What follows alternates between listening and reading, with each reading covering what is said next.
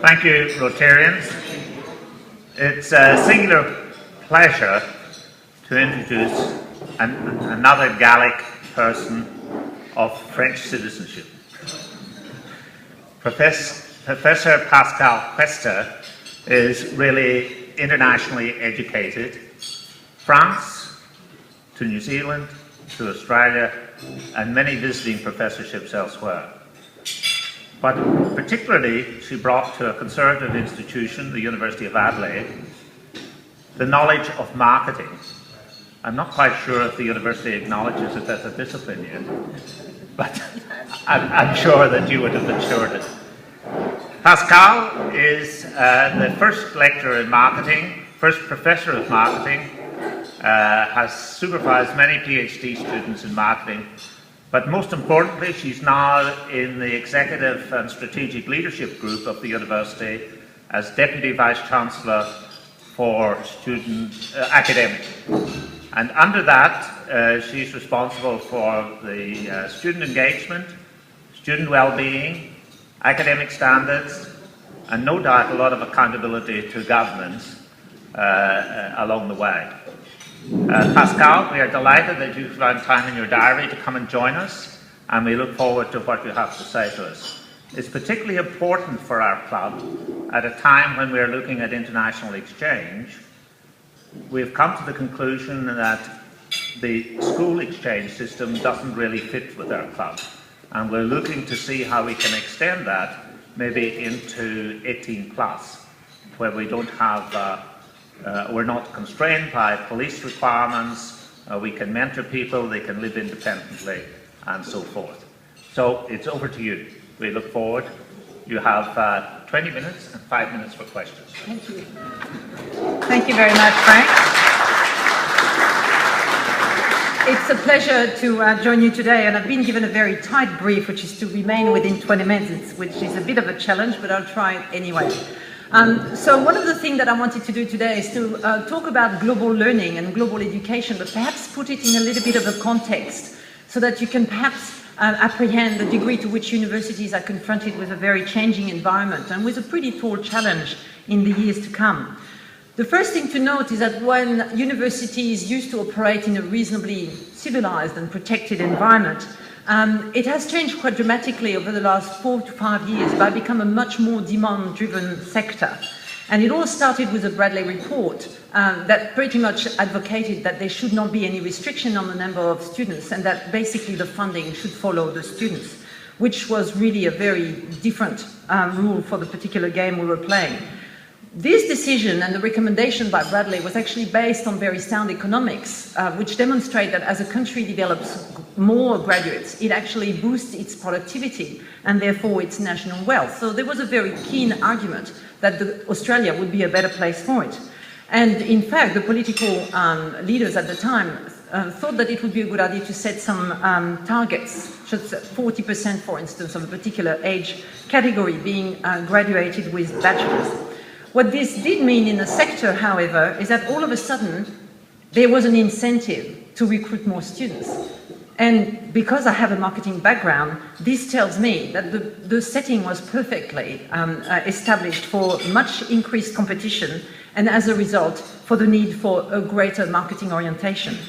Now, marketing orientation in the context of universities means basically becoming much more student-centric. That seems like a very easy rule, marketing 101, become more student-centric. In a university like the University of Adelaide, it's a complete revolution. Why? Because now we focus on the student needs, what the student wants, what discipline they want to study, what sort of qualification they want, and perhaps more importantly, how they want to learn as well. Whereas before, you'd have to say universities were a very privileged ecosystem that would allow academics to basically teach whatever they wanted, and which usually was the stuff that they were very good at. So, you know, the term vanity courses has been used to describe the sort of range of products and programs that academics would be prepared to teach. And very often there was no connection with the sort of programs and courses that students would actually want to study. So what we're doing now is a big shift away from vanity courses onto courses and programs that actually resonate with what the students actually are interested in. And of course, the secret there is to make that discipline that they choose just as rigorous, just as research-driven, just as scientifically advanced than any of the disciplines that the academics themselves would have wanted to develop. And the big change, of course, is to consider that the students are not passive recipients of content. If universities are in a content business, they're toast. Because content is ubiquitous, you can get it for free, you can get it online, and nobody needs a university to get content. What you need a university for is to actually enable the students to develop the capacity to understand content, to analyze content, to synthesize content, to draw conclusions from content, and to make better decisions based on content. So for that, we need students who are active participants in the learning process. And I've got to tell you, this is actually a new rule for academics, but it sure as hell is a new rule for students as well. Because all of a sudden, sitting in a classroom, awake, is not going to be enough. You actually need to be in the room, you need to be interested in what's going on, you need to be willing to communicate with others, you need to be asking questions, and you need to be part of the team that will create the solution to whatever problem you are confronted with.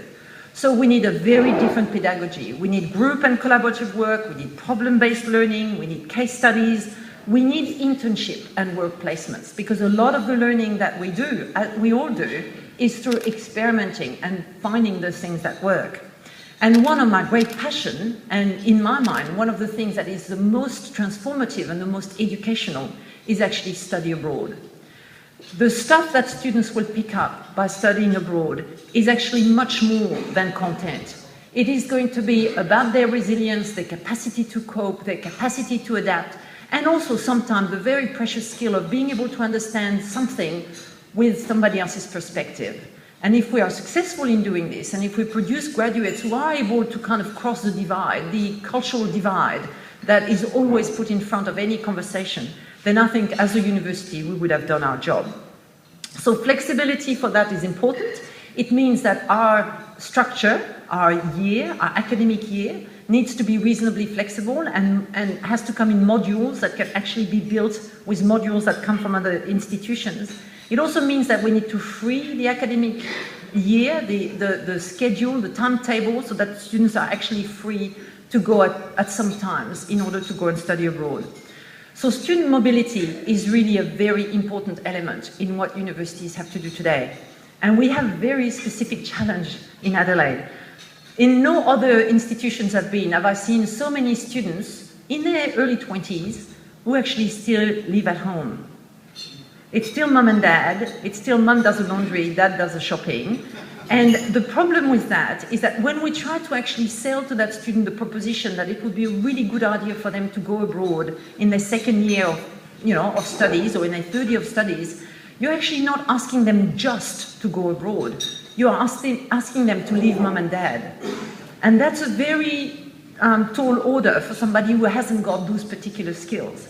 Now, when I look back at my days as a student in Europe, these were the early days of the Erasmus logic, where really the daring and the few braves would actually kind of, take the plunge and go and study abroad. And of course, if you're a student in France, studying abroad means taking the train for 3 hours that way. That will take you to Mildura here. That doesn't take you very far. So in order to really create a culture where the students consider that it is the norm to travel overseas, you need to crank the system. You need the first few daring ones to go, and you need them to come back full of good stories about how wonderful it was. But it does work over time, because if you look now back at Europe, you will find that actually students that tell you that they haven't studied abroad after 3 years of a bachelor, people are going to ask them, so what's your excuse? Are you sick? Was there a problem at home? I mean, why didn't you go? Because the reality is people will consider your educational experience to not be quite complete if you haven't tested your capacity to operate in a different environment. And as employers, as people who would recruit graduates, surely you resonate to the fact that sometimes the cultural shock doesn't actually require that you go into another country. Coming to a new organization, having the capacity to understand the culture of the place, the language of the place, the way people communicate, that is actually part of that intercultural competence that actually comes almost naturally when you send students abroad. So I'm very passionate that we are going to improve our record on this. I've got to say, it'll be very easy to improve, because last year, 1% of our students went to study abroad. The only way is up. So my objective is to actually lift that up to 30%. And it seems ridiculous, but actually, if you look at the diffusion of innovation process and the way, really, when you get the early adopters and they bring back new stories, the early minority and the early majority will quickly follow. I have the sense that both from the pressure of employers, but also from the realization by students of how much richer their experience would be if they actually included a period of study abroad, then I think we will actually be a long way already. You would have seen in the press today, people have been commenting about the gap year, which is kind of the alternative. Very often students say, well, I will come back to university, I'm going to defer and I'm going to do a gap year. And when they ask me whether I think it's a good idea, I often say, well, you will be exposed to a different culture, the backpacking culture. So you will talk backpacking very well, you will know a lot of other backpackers, you will eat backpacking food, you will stay in backpacking place, and when you come back, you'll be one hell of an expert on backpacking. Will you actually be able to connect with different people? Will you understand what it's like to be the other? When everybody is on page and they all know how the place works, and you're the one coming and you don't know how the place works, you haven't got that experience if you haven't been a student abroad. So I'm not in any way sort of dismissing the importance of the gap year for all kind of skills that I won't go into right now. But I think it's quite important to realize that the gap year is quite a different experience from the study abroad experience. And there are a number of ways that the university will offer this. We'll have study abroad, which is a full semester abroad. We will have study tours, when a student would go with a lecturer and possibly another 20 students from one place to another, just to experience what it's like to be, for instance, interacting with business in Asia. And there'll be also the opportunity for some offshore studies. We do have an operation in Singapore that should welcome a lot more students in the future, so that they can see that Asia is actually not such a dangerous or scary place. But it will take a lot of change, some of it behavioral and some of it attitudinal. And it will actually take some change in terms of structure as well.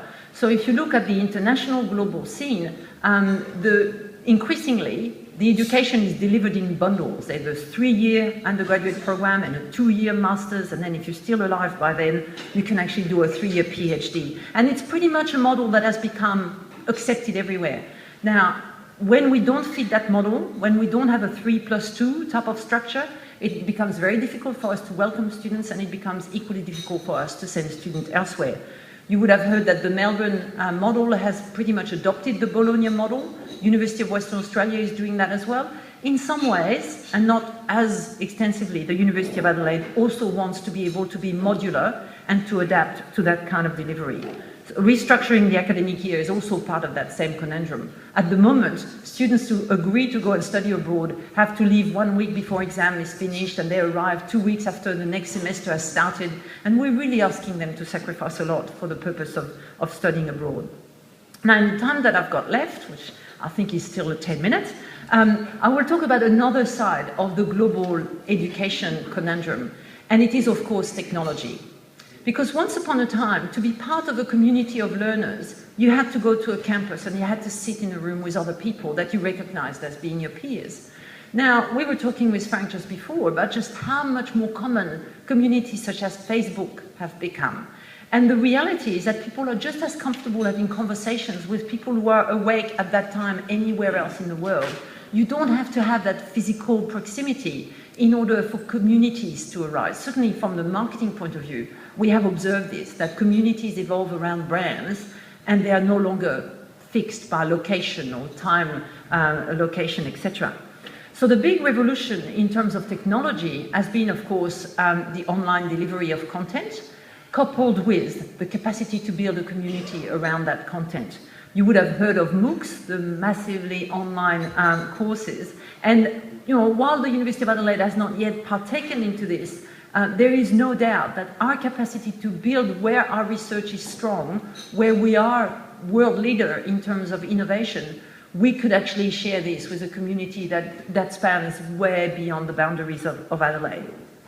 But it also has an important impact on the capacity that students have to connect with each other. I mean, I know that we talk about the campus as a lovely experience. We also found that sometimes the experience can be isolating. People struggle, and one of the problems that I face every day is how do I know that a student is in trouble?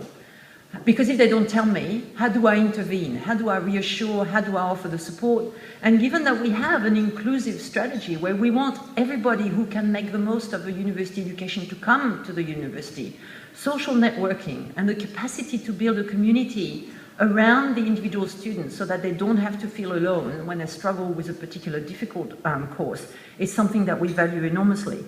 And it also means that we can follow the students wherever they are.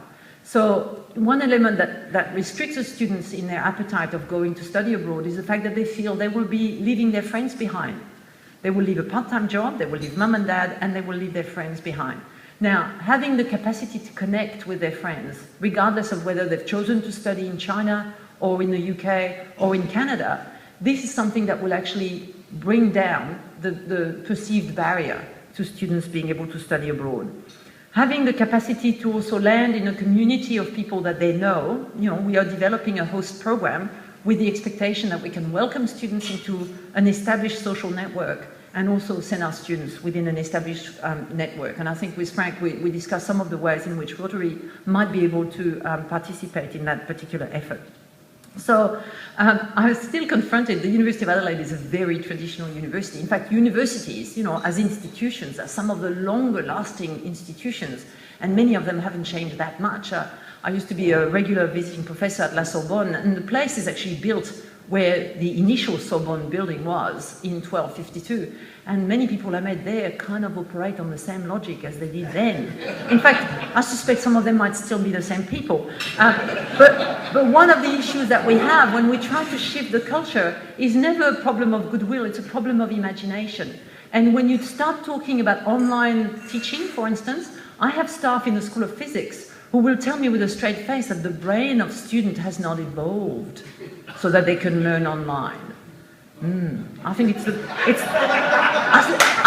brain of the academics who can't teach other than with a chalk and a board, but that's a different question altogether. But what I'm saying is that the technology poses a challenge, which is one for the university to accept. It's not one that the university can deny, because quite frankly, the students are already there. In fact, survey that I undertook last year demonstrated that the students were coming from the school environment much more technologically savvy and actually took a step back when they came to university. We were way behind the eight ball. So a lot of transformation comes from the university being able to deliver material online and adapt the pedagogy so that it's not just, one person standing in front of a television screen just kind of downloading content.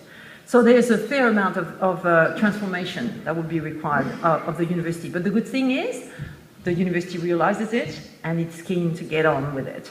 Now, as I said, we have a number of challenges, and in relation to the global education predicament, we have decided to have key partners so that rather than have memorandum of understanding with, I think we had over 3,500 memorandum of understanding, some of which were just that, a piece of paper at the bottom of somebody's drawer, we're going to have 5 or 6 key partners. And that means we will know their curriculum, we will know their staff, we will know the place, we will send our students, and we will entrust our students to them in the same way that they will entrust their students to us. And I feel that this is going to be one way in which we can really build our capacity to deliver a global education.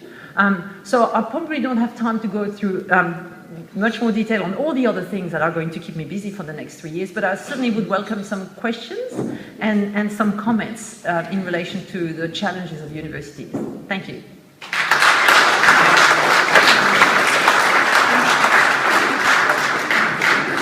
Thank you, Pascale. We have Chris over here. Thank you, Frank. Vice Chancellor, thank you. Quite fantastic address, and I believe a very important one for the future of higher education in Australia. I've long thought that university education in Australia is far too insular. It's not a reflection on the universities, it's a reflection on the fact that the vast majority of university students go to university within 10 kilometres of where they've grown up. And so, unlike the UK and the US and Europe, as you said, they don't have that growing up experience which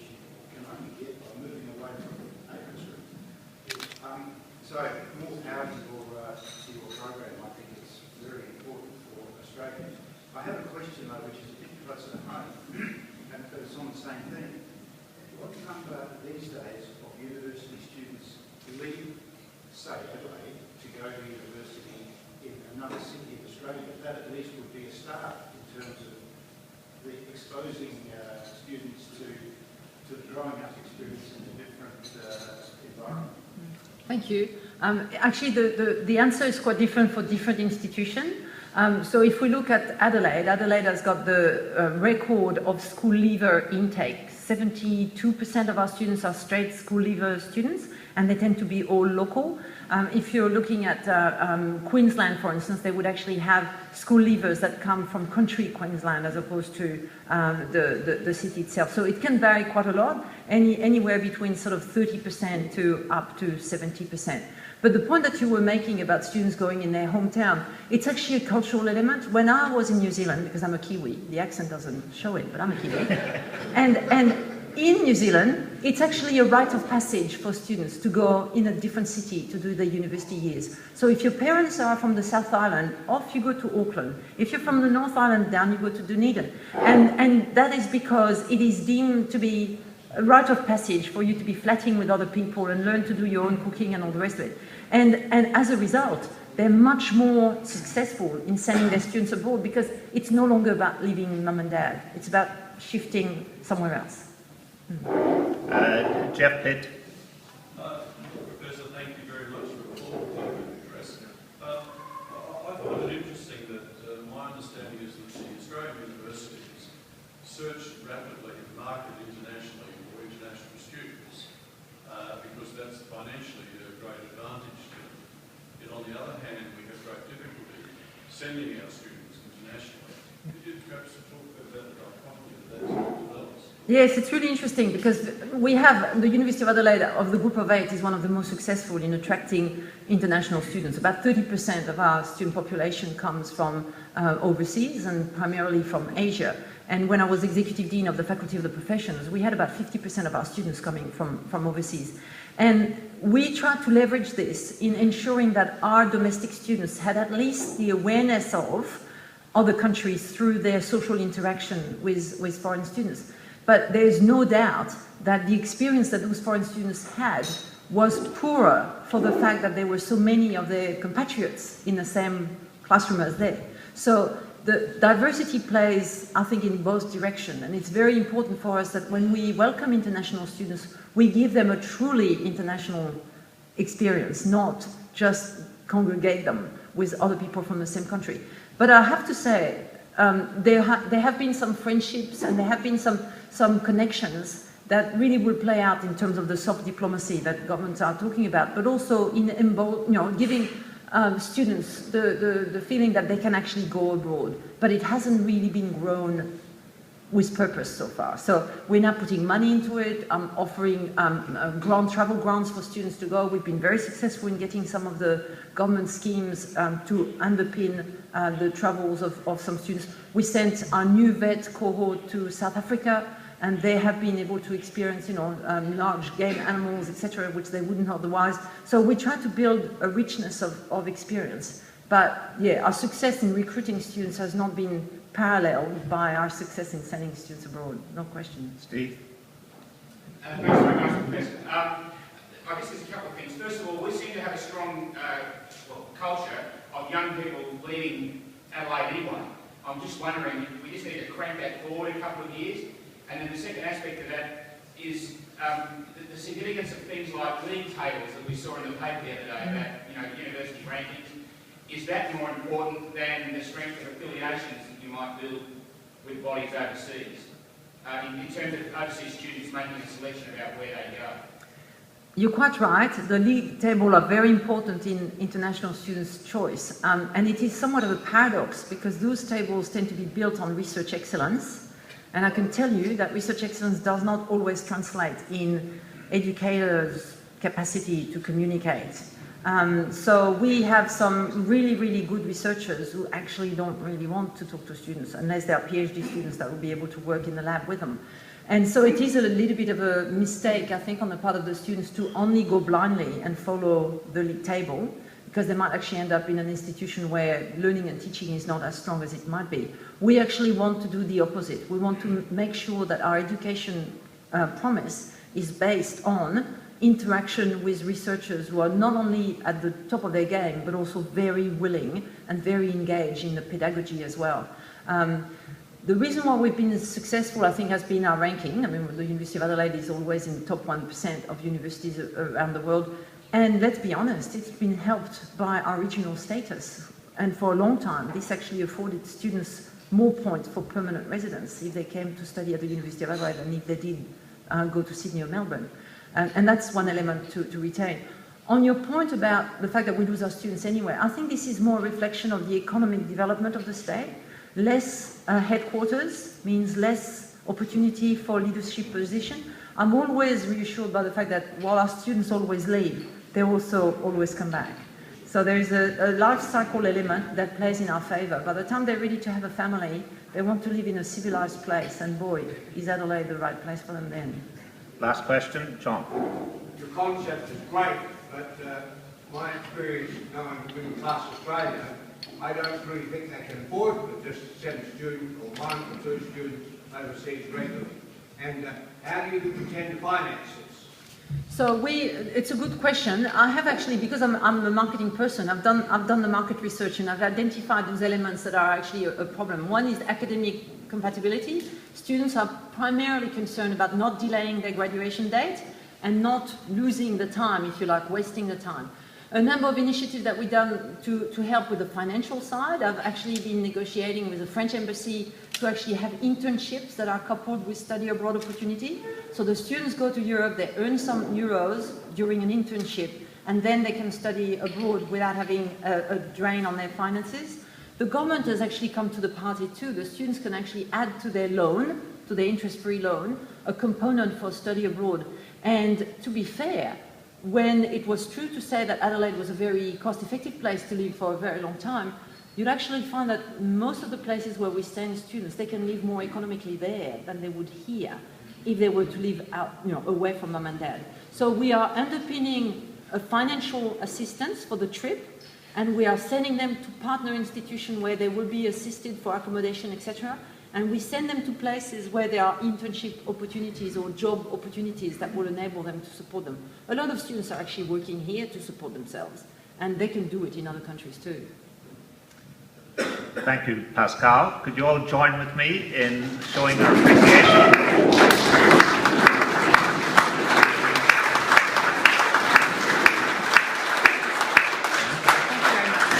Before you sit down, I have a little gift for you.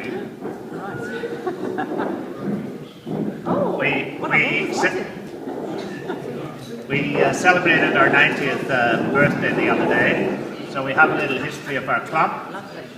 It's not quite as old as the University of Adelaide, but I think there is the potential for a lot of synergy. As a club, we recognise the economic potential of international students in Adelaide. It's worth $1 billion as an industry to this city, and I think as a community we need to engage to make that experience something that students never forget. And in that way we will build bridges to Asia and other countries. So thank you for coming and talking to us, and there'll be more dialogue. Thank you very much. Thank you.